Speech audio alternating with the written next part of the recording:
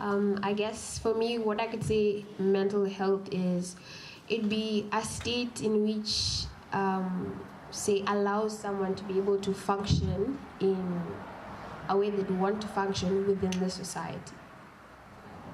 Mentally health, it has to do with your cognitive part of your brain, whereby the decisions that you are going to make, at the end of the day, they will be viewed as decisions which are, they are making sense.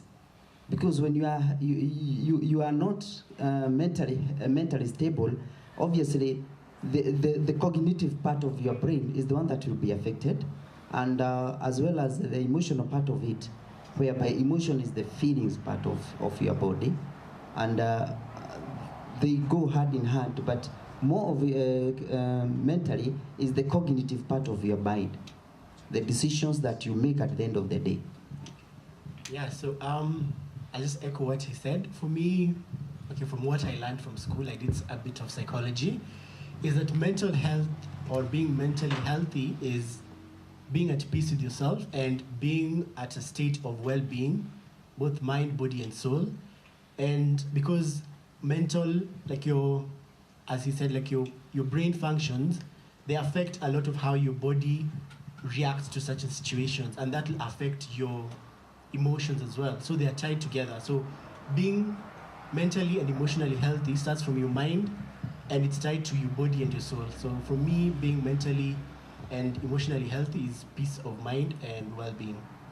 Yeah, for me, mental health is psychological, emotional, and social well-being of a human being. Psychological meaning that just as someone has echoed, you should be well in the cognitive. Then social meaning you're well in the way you relate with others. Then emotional meaning that your feelings are healthy.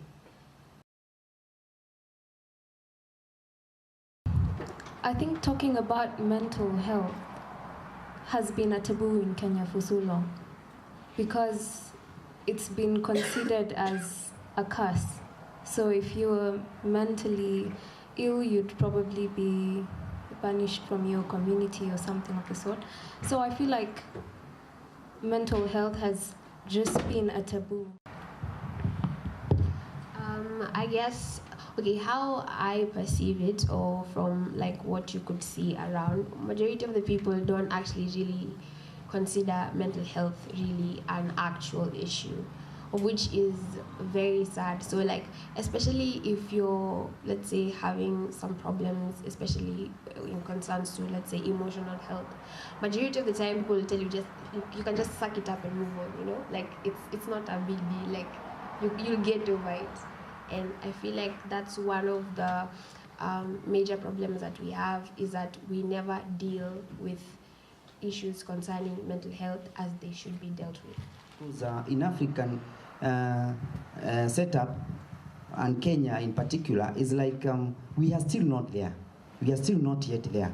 Because I remember, if you go back a little bit to find the history of medical condition, the Greeks who had at least a bit of the knowledge with those elders about the treatment, they would get this person who is and they say he's having the nostalgic mind, and he is bewitched, and they would just place those people in a certain corner of by their own. And then from there they came this it evolved to the Roman Empire when it came, whereby now it was about more of religious, and people would be prayed for, and people would say that they are being, they are tormented by the bad spirits. And then people like the psychologists, they came up with the idea of how it is a treatment, it is a condition. It's a condition that can be treated, and therefore from there now this is where we come now to, they became there are so many theories that is related to this mental illness until where we are today in Kenya. You can imagine it's just another day whereby the doctors were on strike, and you saw what happened to the mental health in Mathare. These guys just left the mental hospital, and nobody bothered to know whether they came back. That shows how much as a society we have neglected these people. They are just in their own field, you see. So in Kenya society today, we are not yet there. We are not yet there. Yeah. Yeah, just to add on that, I think as well, like our structures, or like there are not enough policies put in place. For example, in Kenya, the first policy on mental health was made last year, 2016. And you can imagine how many cases or problems, or how many people have faced like mental health issues before 2016. You know, like, why hasn't this been a conversation that we've been having, and why aren't things happening? For example, the main hospital you think about is Mathare, as you said. And of course, because it has like 700, it can accommodate 700 patients. But there are 12 other institutions, you know, like there's not enough structures, there's not enough like policies that are in place in Kenya for mental health illnesses. And I also think that our culture also has not, it has sort of guided our mindset. For example, like if you can remember a few years ago, like between 5 to 6 years ago, you used to see cases on the news where like people are chained to trees, like people are chained at home, you know, like if you had a mental health issue, you'd be seen as this person has been cursed, you know, like this person has probably their ancestors did something wrong, you know, and this is them paying for it. And that's the mindset that it has even spilled over to our government's mindset and our government's policies. I want to say confidently, even in church, through experiences, people who have mental health are regarded as abused, you know, bewitched. You go to many homes where people have mental health problems. As he has said, they are tied up in trees or they are locked up in dark rooms. And just recently there was a show in the TV about a home in Kanunga where there is a couple who are sick. And you know, the radio man there was saying that they are calling for prayers, they are calling for ceremonies. You know, it's like in Kenya we believe that mental health is as a result of demons. It's as a result of something that has not been done in the family, dowry, and all that. I remember, just to speak about myself, when I started becoming sick, my grandmother was approached and asked, what has not been given by the mother? What did my father bring? You know? They don't believe that it is bipolar. They don't believe it is schizophrenia or anything else. They believe it is something that has not been done, something traditional. And so many goats were slaughtered, so many things were taken. But at the final end, you have to take your medicines. Yeah, and that's the thing. So mental health in Kenya, it has to be worked upon. I'm a mental health advocate, and I belong to USP Kenya. And we have to do a lot of work. We have to do a lot of work. We have tried to go around the country and churches and all that. You find some people, they are just blocking you. The church doesn't want to talk about mental health. Yet there are people there who have mental problems and they don't know. They are cursing the demons, you know? They are beating the people. They are stepping on them that the demons should leave them. But that person is not having any demon. That person is just having bipolar. That person is just having schizophrenia. Anahitaji tu kuitipin. The person needs only to have some medication and everything will be done, or an injection. So mental health will have to go a long way. We have to campaign. We have to create awareness. And I thank God for Mental Haven that we have started and the USP Kenya and such a forum. And I know mental health is going to be dealt with in Kenya, but it is by people who have dealt, the carers, the survivors, the patients themselves. It is not by somebody from outside. But in the public spaces, as we are doing our research, now that's where we have a problem. People are still thinking about witchcraft. Whenever you submit, for example, a film or a series for TV, we've been turned down by, I think now 24 media stations because they believe you cannot talk about mental health on a Kenyan space. And it's also harder for people to write these stories in newspapers. You know, blogs about mental health are not publicized as much. It just reminded me of this series that I just finished watching. I don't know if you know it, 13 Reasons Why. And it basically talks about 13 reasons why this girl decided to commit suicide. And it has opened up a conversation about, do we actually know how to deal with these things? You know, like, do we know how to approach people with mental health illnesses? I had a friend who had bipolar disorder, and for a while, like, people used to think he just has his issues. You know, he's up the time he's just happy, and the times he's down. You know, and people used to think he has issues. You know, he has just his issues from home or stuff like that. Just until he told us that he has that disorder, that we started like to understand him. But even then, he still received a lot of stigma. You know, like, people used to treat him differently.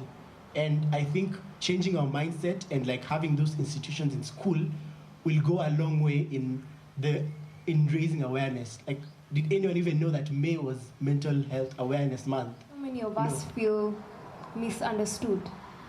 Because I feel there's a misconnection between our generation and the generation before. So they don't seem to quite understand some of the things that we're going through. And I think that's what is mostly fueling the millennials going through depression and having anxiety and different other disorders. And I also feel that the millennials expose what they feel. They put it out there. They don't try and hide it. And I'm one of them. I have a blog, and I'd write my raw emotions and I'd just put it out there because it helped me get better and it helped me feel good. Because before that, I'd turn into self-harming, and it was just bad. And so I got a call one day, and this lady was telling me, put down your blog, I never want to work with you, and all this nasty stuff. And it just fueled more and more. And after that call, I had my 4th suicide attempt that month. And I feel it's just that we feel very misunderstood, that people just don't get some of the things that we're going through. So the time that we're living right now, there's so much social pressure. Like, there's a certain standard that you're expected to live up to as a millennial. And I feel like that's one of the most, that's the main thing that's making us like lead ourselves into depression or anxiety. Like, there's, you know how we have social media, and social media is such a very big part of each and everyone's life. And I feel like when you, like, if you spend a lot of time on social media and you keep on looking at these people with this type of life that you yourself want to live, but you can't live that type of life. So you put so much pressure on yourself trying to attain something that is not who you are. And in the process, you end up losing yourself, and you forget what your values are, what you stand for, where you came from, what you believe in, your purpose, your passion. And through losing everything that makes you who you are is what makes you draw more and more into depression, anxiety, all these things, and make you feel worse or less about yourself.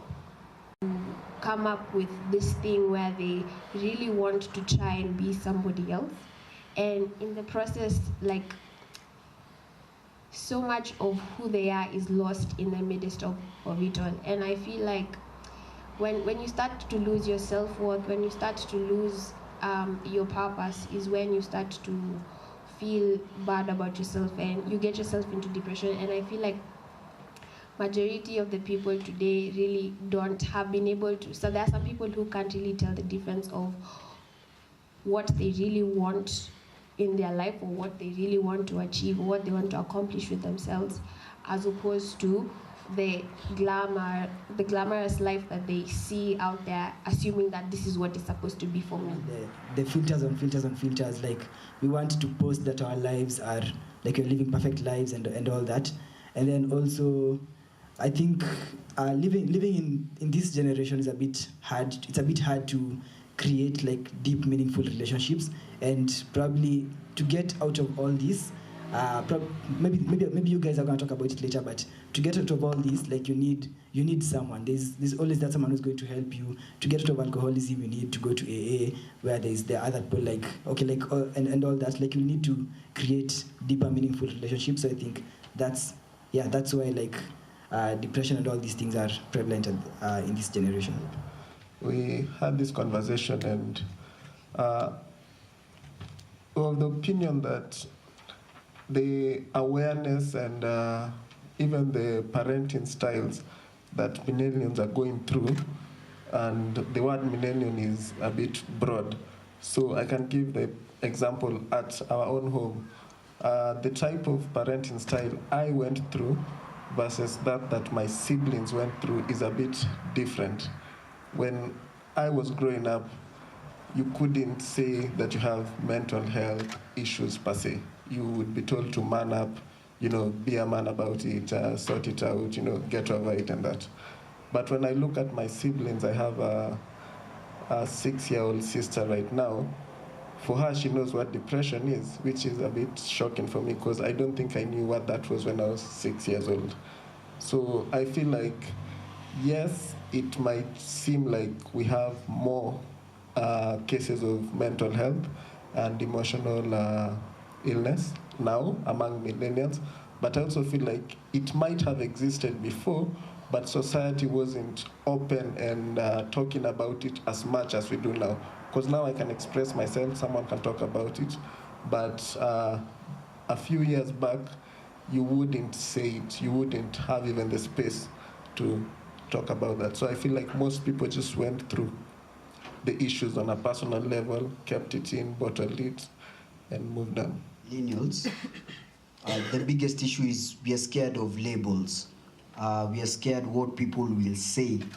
You don't want to be known as that guy with mental problems or that chick with depression, because people will look at you differently. They look at you like some sort of invalid. Or especially, okay, let me use the example like for dudes. Generally, I think, and I stand to be corrected, if women express their emotions out, it's slightly more acceptable. Of course, not in all places.